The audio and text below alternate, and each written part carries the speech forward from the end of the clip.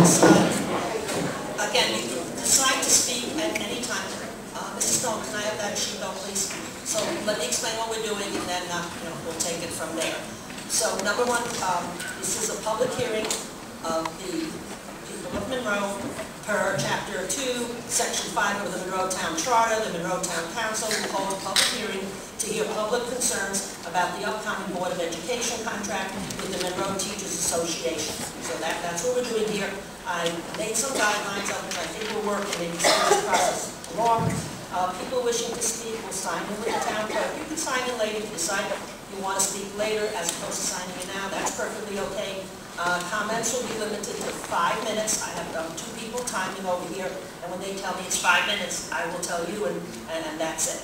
A speaker may speak again after everybody else has been heard at least once, to have the public, better understand how the contract negotiations work in Connecticut. We have a labor attorney, Ken Weinstock, with us. He'll give a brief explanation and presentation explaining the negotiation procedure and how binding arbitration affects contracts in Connecticut. 5, repeating, just if you're saying the same thing that somebody else already said, you might as well just, after you give your name and address, just say, I agree with, Mr. Smith when he said blah, blah, blah, and then stop there. We don't have to hear it again and again, if that's okay with you. 6, per our parliamentarian, this is a public hearing. We are not going to, go back and forth with you at all. We're sitting here listening so that when it comes up to a vote, you'll be able to make, an intelligent decision. And let me introduce the town council, or they can just mention their names.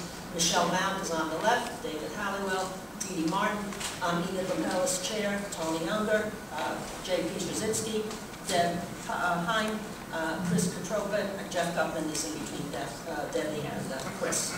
Okay? And again, no slanderous comments and no libelous comments will be allowed. I will just stop you immediately. And my only other comment is, this is America.